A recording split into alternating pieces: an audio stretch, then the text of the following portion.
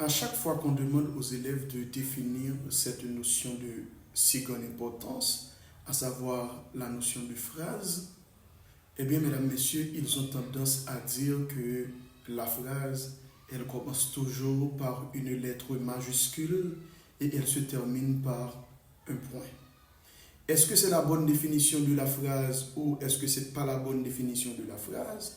Eh bien, mesdames, messieurs, laissez-moi vous dire que c'est ce que nous allons voir au cours de cette vidéo. Mais bien avant de commencer, je dois vous remercier de partager cette vidéo. Merci à vous de la liker et merci également, mesdames, messieurs, de la commenter si toutefois vous jugez c'est nécessaire. Qu'est-ce qu'une phrase en réalité? Eh bien, comme je l'ai dit déjà, mesdames, messieurs, au commencement de cette vidéo, c'est ce que nous allons essayer de définir. Vous devez savoir que nous ne pouvons pas parler de la notion de phrase. Vous devez savoir que nous ne pouvons pas parler de cette grande notion, à savoir cette notion de phrase, sans qu'il y ait la présence de mots. C'est ce qui nous amène à dire que la phrase, c'est un ensemble de mots organisés, ou encore la phrase, c'est un ensemble de mots structurés qui a un sens. Ou encore, la phrase, c'est un ensemble de mots structurés et le tout forme une unité sémantique. Donc, voilà ce que c'est la définition de la phrase. Mais est-ce que c'est fini en réalité? Je ne pense pas que c'est fini. Chaque langue, mesdames, messieurs, a une structure syntaxique. Et pour le français, ou encore pour la langue française, sa structure syntaxique, c'est bien S-V-O. La lettre S pour le sujet, la lettre V pour le verbe et la lettre O pour l'objet ou encore ce que nous pouvons appeler le complément d'objet.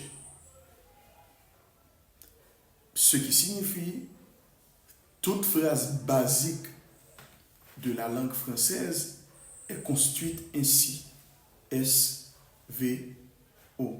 D'abord le sujet, en deuxième position le verbe et en troisième position l'objet. Considérons cette phrase, mesdames, messieurs. La voiture a mangé la poule. La voiture a mangé la poule. Si nous posons cette question, mesdames, messieurs, qui est-ce qui fait l'action? Nous trouvons comme réponse la voiture. Et la voiture, c'est le sujet de cette phrase.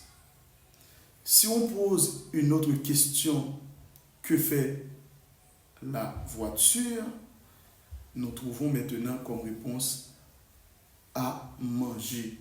Et manger en réalité, c'est l'action que fait la voiture. Donc nous pouvons dire que manger, c'est le verbe. Et si on pose une dernière question, la voiture, elle a mangé quoi? Mesdames, messieurs, nous trouvons comme réponse la voiture a mangé la poule. Et la poule, c'est cette réponse, mesdames, messieurs, qui nous pousse à dire que la poule, elle a pour fonction complément d'objet direct, puisqu'elle est placée d'ores et déjà après le verbe. Voici, ou bien voilà, mesdames, messieurs, la structure de la phrase française ou encore la structure de la langue française S-V-O. Le sujet, je reprends la voiture, le verbe à manger, passé composé, et l'objet, ou en d'autres termes, le complément d'objet, la poule. Maintenant, voyons, mesdames, messieurs, si nous pouvons considérer cet exemple comme une phrase. La voiture a mangé la poule.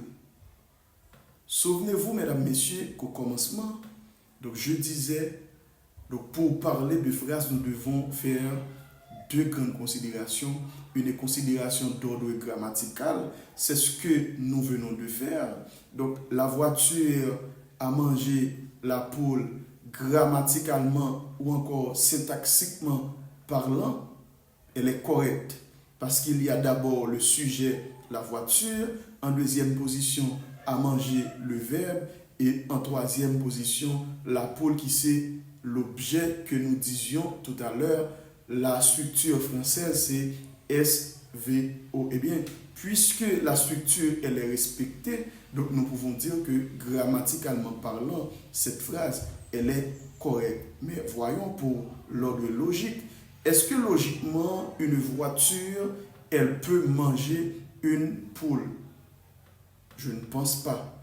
Parce que pour manger, eh bien, il faut avoir une bouche d'abord. Est-ce que la voiture a une bouche? Non. Donc, si la voiture n'a pas de bouche, eh bien, logiquement parlant, la voiture ne peut pas manger une poule. Maintenant, est-ce que c'est une phrase correcte ou encore est-ce que cette phrase, elle est totalement correcte? Ce que nous pouvons dire, mesdames, messieurs, eh bien, logiquement parlant, cette phrase, elle n'est pas correcte. Et grammaticalement parlant, cette phrase, elle est correcte. Est-ce que selon vous, la phrase, elle est totalement correcte? Eh bien, mesdames, messieurs, je pense que vous devez répondre à cette question en commentaire. Cette vidéo, elle va toucher à sa fin. Eh bien, mesdames, messieurs, bien avant de terminer avec cette vidéo, laissez-moi vous dire, au lieu de dire une phrase commence toujours par une lettre majuscule, eh bien, il faut dire de préférence en nota bene, bien entendu, qu'une phrase écrite, elle commence toujours par une lettre majuscule et elle doit se terminer par une ponctuation forte. Maintenant, quelles sont les ponctuations fortes? Eh bien, cher public, vous trouverez cette réponse dans une prochaine vidéo. Comme je le disais tout à l'heure, mesdames, messieurs, cette vidéo touche réellement à sa fin. J'espère que vous avez compris ou encore j'espère que vous avez bien compris et j'espère également que cette vidéo vous a plu. Quant à moi, je me casse et je vous donne, mesdames, messieurs, rendez-vous pour une prochaine vidéo.